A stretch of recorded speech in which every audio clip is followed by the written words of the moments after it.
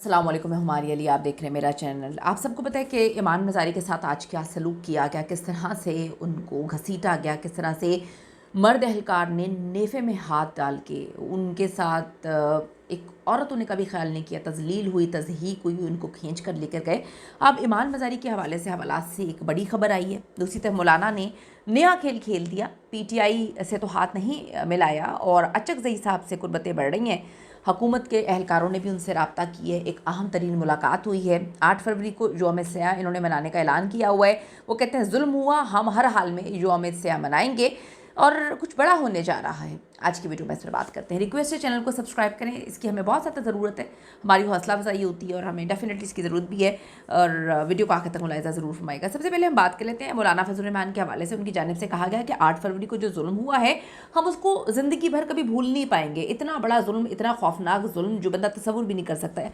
कुछ बड़ी पेशरफ्त भी हुई है। यौम स्याह वो कहते हैं, इनकी जानिब से उन्होंने कहा हुआ है कि जी हम यौम स्याह मनाएंगे 8 फरवरी को। और तहरीक जो तहफ़्फ़ुज़ आईन पाकिस्तान है, इन्होंने भी पहले ही कॉल दी हुई है। तो अब खबर ये है कि दोनों के दरमियान बड़ी पेशरफ्त हुई है, बड़े मामला आगे तक जा रहे हैं। आप सबको इल्म है कि अचकज़ई साहब जो हैं वो मुज़ाकरात कर रहे हैं और मौलाना साहब जो हैं अब उनके मौक़िफ़ की जो है तायद करते हुए नज़र आते हैं। मौलाना साहब ने अपोजिशन की हिमायत कर दी। अब देखेंगे पीटीआई पर डिपेंड करता है, अचकज़ई साहब पर डिपेंड करता है कि अपोजिशन अगर उनके साथ है तो फिर वो मामलात को किस तरह से आगे लेकर चलती है।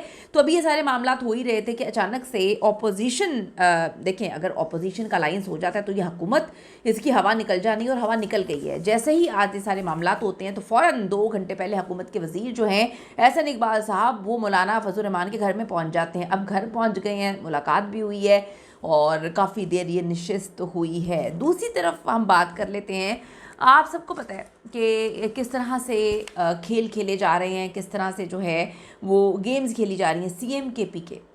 आप देखें कि सुहेल खान अफरीदी हर तरफ वो कहते हैं कि जी मेरी निगाहें हैं, मैं देख रहा हूँ, अब मैं एक एक मामले को बहुत अच्छे से देख रहा हूँ। तो उन्होंने तिगनी का नाच नचाया हुआ है। उन्होंने इनको बता दिया है कि जी आप लोग ये ना समझें कि आप लोग हमारे साथ जुल्म जबर करेंगे। वो कहते हैं कि जी मेरे साथ जो भी सलूक किया गया ठीक है, लेकिन मैं अपने अवाम के साथ, अपने लोगों के साथ जुल्म नहीं होने दूंगा।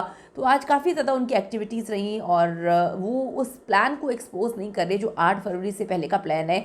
आप सबको पता है कि उन्होंने पंजाब आने का ऐलान किया हुआ है और वो ऐसी ऐसी चीज़ें कर रहे हैं कि इनकी सफ़ों में ये हिल भी रहे हैं और ये परेशान भी हो रहे हैं। इनको समझ भी नहीं आ रही कि क्या मामला आते हैं, किस तरह से चीज़ें जो हैं वो चल रही हैं। तो आप देखें कि हर गुज़रते वक्त के साथ जो है वो चीज़ें एक्सपोज होना शुरू हो गई। अफरीदी साहब ने ये बात बोली है। ईमान मज़ारी के हवाले से बात कर लेते हैं। आप ये देखें कि आज सदर Islamabad high court bar Wajid Gilani साहब कहते हैं मेरे सामने मैंने अपनी आंखों से देखा कि किस तरह से जुल्म हो, जबर बर्बरियत की गई। ईमान मज़ारी को मर्द एहलकार ने मेरी आंखों के सामने एक हाथ से नेफे को उनका पकड़ा और दूसरे हाथ गर्दन पे रख के दबोचते हुए उठा के दूसरी गाड़ी में डाला और उनको ले गए। तो अब बात ये कि एक वकील के साथ अगर ये सब कुछ हो रहा है तो आम इंसान कहाँ पे जाएंगे। ये इस वक्त सोशल मीडिया पे ट्रेंड कर रहा है कि आम इंसान कहाँ पर स्टैंड करता है। दूसरी तरफ शीरी मज़ारी साहब जो हैं, ईमान मज़ारी की वालदा हैं, उन्होंने कहा है कि जी मैंने ईमान के लिए कपड़े, गर्म कपड़े भेजे हैं। बहुत सख्त सर्दी है, जिस तरह से उनके साथ सलूक किया गया, कहती हैं कि जो उनके कपड़े वगैरह भी फटे होंगे। खाना कहती हैं, मेडिसिन जो है, मेडिसिन की बड़ी ज़रूरत है, वो भेजी है। वो ये भी कह रही है कि उनके वकला को उन तक रसाई हासिल नहीं करने दी जा रही। वो कहती हैं इनका हक़ है, लेकिन क्या करें, जो जुल्म और जबर बर्बरियत जो है वो की गई मेरी बेटी के साथ, उसको कभी भी पाकिस्तान जो है फरामोश नहीं कर सकता। अब आप ये देखिए कि कल वकला ने हड़ताल की कॉल दी हुई है। अब देखते हैं कि ये हड़ताल की कॉल कहाँ तक जाती है, क्या मामला चलते हैं। हर चीज़ बड़ी खौफनाक है, क्योंकि अब आप ये देखें कि जब हम कराची के मामले को देखते हैं, मैं इस स्टोरी को कवर कर रही हूँ, स्टोरी को देख रही हूँ कि जो कराची में मामला चल रहे हैं, अजीब सी सिचुएशन चल रही है कराची में। आप ये देखें कि किस तरह से एक प्लाज़ा में आग लग जाती है और जो ऐनी शाहिदीन है वो कहते हैं कि ऐसा लगा है कि इस प्लाज़ा में आग लगाई गई है, इसकी इन्वेस्टिगेशन होनी चाहिए। फैसल ईदी साहब कहते हैं कि मैंने 50 साल की अपनी ज़िंदगी में कभी इस तरह खौफनाक मनाज़र नहीं देखे कि इतनी इतनी आग लगी है। 3-3 दिन जो है मुख्तलिफ़ जगहों पे आग लगी रही, लेकिन कभी स्ट्रक्चर नीचे नहीं गिरे। इसके तो चंद घंटों में स्ट्रक्चर मुकम्मल तौर पे गिर जाता है।